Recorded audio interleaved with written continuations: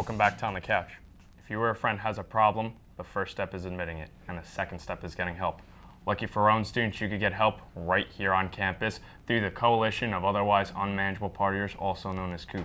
With us now is President Sam Delafave. Sam, thanks for coming, and let's just dive right into it. What services does C.O.U.P offer? Well, they really just offer a support system run by students for other students who think that they might have an issue with substance abuse or maybe problem drinking or anything like that. It's really just a place for students to come and talk about the problems that they might be having. Okay, now, I have a buddy, let's say hypothetically, of course, that has a problem. How is bringing him to one of these meetings going to help him or her? Well, it's definitely good to see that there are other peers who have the same problem. I feel like in the college atmosphere, partying is really, it's sort of seen as a go-to type of deal where, you need therapy or you're feeling stressed or anything like that, you can go and party. But I think that C.O.U.P is a really good group to go to because it shows you that there's other ways to deal with your problems aside from drinking and things like that. Yeah. What services exactly do you guys offer to the students that come to you?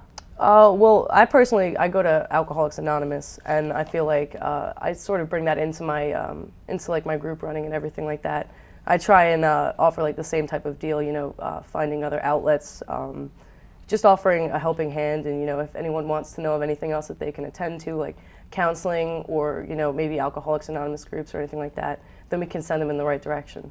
So it's not like a rehab; it's just kind of like talking about your problem. Yeah, exactly. And even if you do still drink or you still partake in any other kind of substance use, you can still come on through just so you can be more mindful of the activities that you're doing, and maybe get a hold of where they're coming from, and when you feel more likely to use, to at least learn how to moderate with it if you don't want to stop altogether.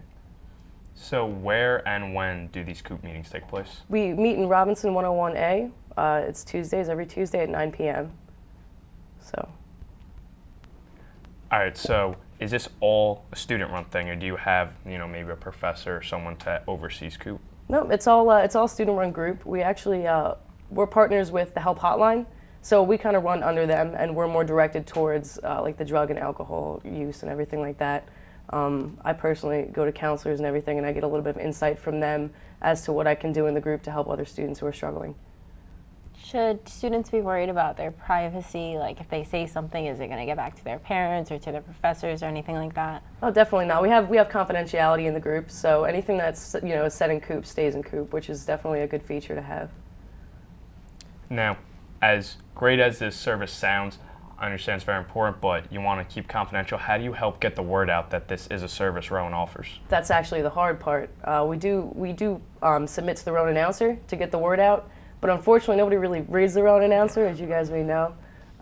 So we're trying to figure out different ways to go about it. We're looking into putting out flyers and maybe little cards on tables around campus and different buildings and everything like that, just so people can see that there's help out there. Now, during this Halloween season, holiday season, a lot of stuff goes on, whether it's drinking or just drugs.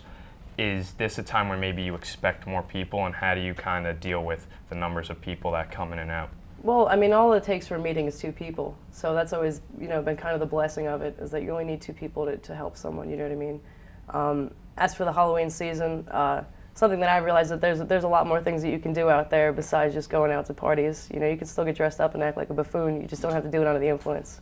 You know what I mean? So.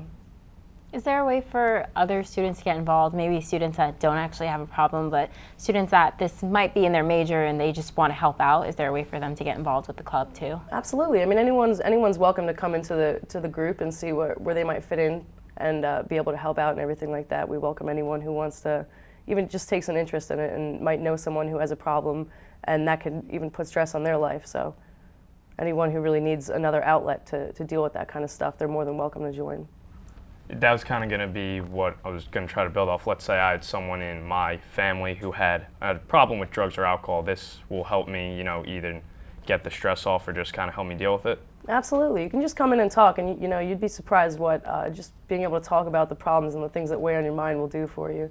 And that's kind of, that's really like the basis of everything, is that I just want people to know that they can come on in and just rant and rave about what kind of week they had, and maybe the role that substances played in their ups or their downs.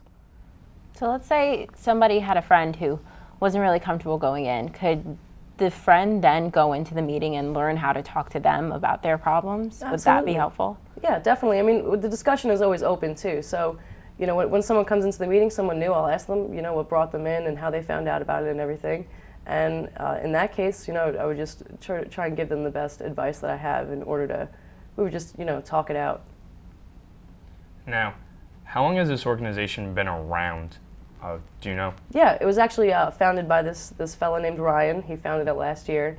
Unfortunately, he did graduate, and I was looking for a way to get involved and try and do some service in the area of alcohol and substance abuse. So I did take it over this year. We've had a few meetings already, and they've been going well. We're trying to build our numbers in there and let people know that we are, you know, in action. So. Just so nobody feels alone, is this a club that like no one goes to, or do people really come to these meetings and seek help? People really do come to these meetings, and that's the cool part. I think especially once we get the word out, and they realize that it's not just going to be, you know, you come in here and we tell you have to stop what you're doing. It's really just, it's more for support, and you know, I think that you can find that in 2 people or you can find that in 20, but we're trying to get our numbers up there a little more.